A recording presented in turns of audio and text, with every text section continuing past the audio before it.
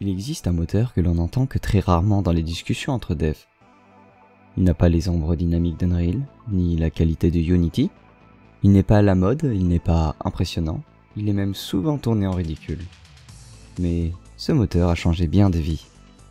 Il a permis à des ados de devenir développeurs, il a fait pleurer des milliers de joueurs, il a rapporté des millions. Ce moteur, c'est RPG Maker, et voici son histoire.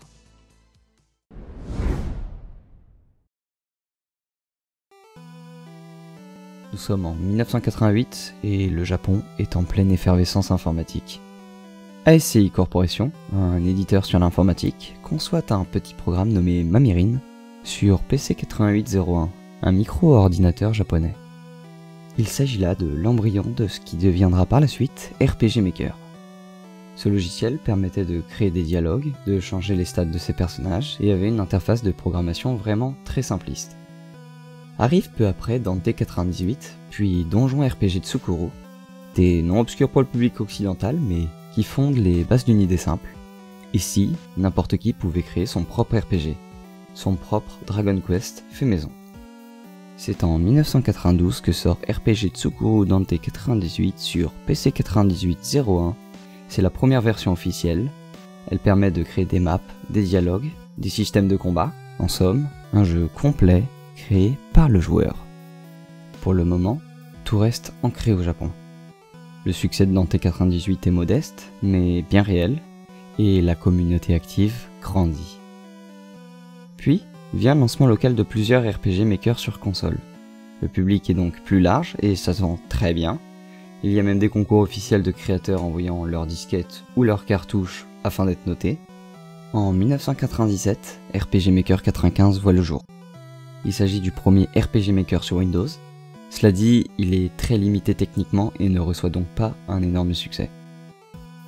Mais après quelques années, nous voilà en 2000 et RPG Maker 2000 vient de naître. C'est littéralement une explosion au Japon. L'interface est simple. Le logiciel permet une liberté créative immense et rassemble alors très rapidement une communauté très active. Pour autant, le reste du monde ne connaît pas encore la magie de cet outil.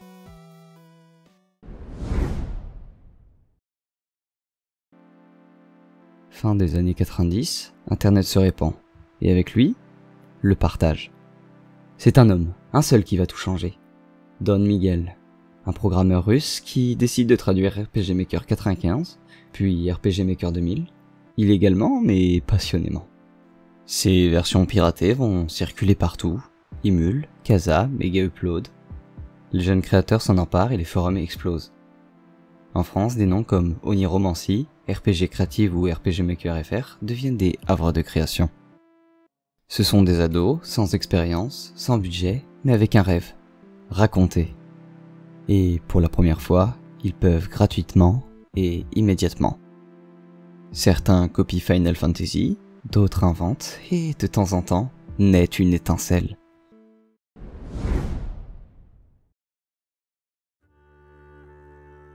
Un jeu apparaît sur des forums japonais. Aujourd'hui, vous le connaissez peut-être déjà. Il s'agit de Yume Nikki. Aucun combat, aucun dialogue, juste une fille et ses rêves. Il est fait sur RPG Maker 2003 et pourtant, il devient culte. Des centaines de fangames et d'innombrables théories verront le jour. La communauté est bel et bien croissante. Puis vient To The Moon en 2011, un jeu développé avec RPG Maker XP. Un jeu sans gameplay, mais qui fait pleurer, et littéralement. Les joueurs sont pris d'émotion, leur âme se voit touchée par une histoire captivante et riche en réflexions sur la vie. Le jeu se vend à des centaines de milliers d'exemplaires et vous pouvez même le retrouver sur la Switch. Il devient incontestablement un symbole des jeux faits avec RPG Maker. Et ils ne sont pas les seuls. Lisa, One Shot, Madfather, Corpse Party... Autant de jeux faits par une ou deux personnes et qui pourtant marqueront l'histoire du jeu vidéo à jamais.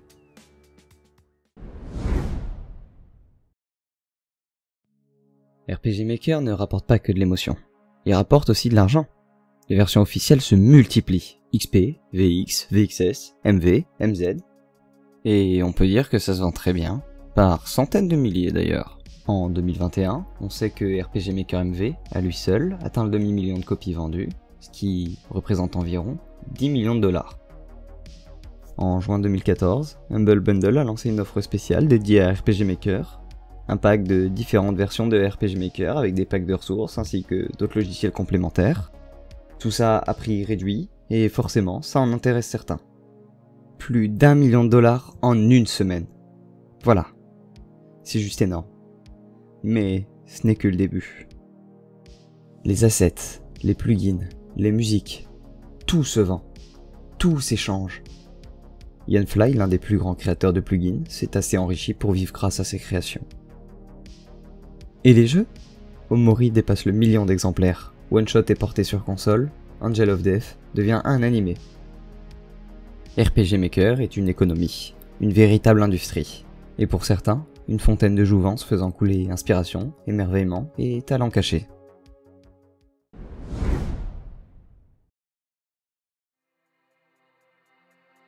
Mais donner un moteur à tous, c'est aussi donner un pinceau à ceux qui veulent choquer. Des jeux NSFW inondent Steam, des RPG hentai faits en 3 heures, des fangames légalement douteux, des plagiats, des clones. Il y a même des jeux dont je ne vous donnerai pas le nom, qui simulent des tueries de masse, et c'est tout bonnement atroce. RPG Maker devient pour certains le Far West, mais est-ce que c'est la faute du moteur, ou la liberté qu'il offre ? Dans tous les cas, certains sont là pour acheter ces produits. S'il y a de l'offre, c'est forcément qu'il y a de la demande.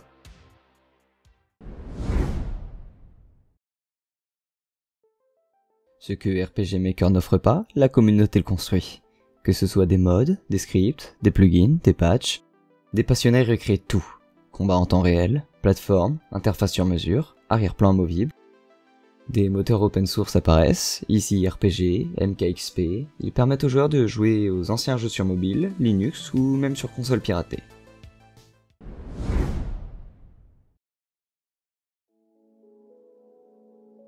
RPG Maker, c'est plus qu'un moteur.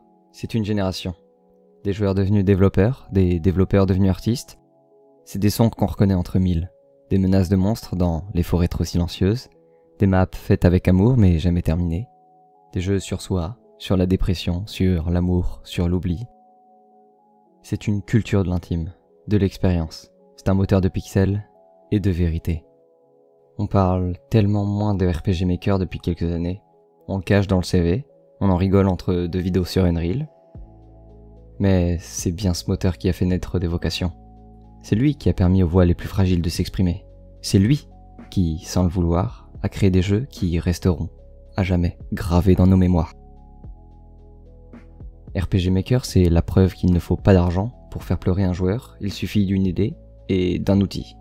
Et parfois cet outil, c'est juste un vieux moteur qu'on pensait pour les enfants. Quand j'étais plus jeune, je dessinais pour inventer des personnages, je jouais de la guitare pour faire naître une ambiance, je construisais dans Minecraft pour créer un monde, puis j'ai découvert RPG Maker. Pour la première fois, je pouvais tout rassembler. Des histoires, des émotions, des univers complets. Je ne finissais jamais mes projets, mais chaque tentative m'éclairait un peu plus. J'ai compris qu'on n'a pas besoin de moyens pour raconter quelque chose de fort. Juste d'un peu de sincérité et d'amour. RPG Maker m'a appris que créer, ce n'est pas impressionner, c'est exprimer. Alors à tous ceux qui ont commencé sur RPG Maker, merci. Vous avez changé le jeu vidéo. Et à ceux qui veulent se lancer, vous n'avez besoin que d'une chose. Pas de talent, pas d'argent, juste d'un moteur sous-estimé et d'une histoire à raconter.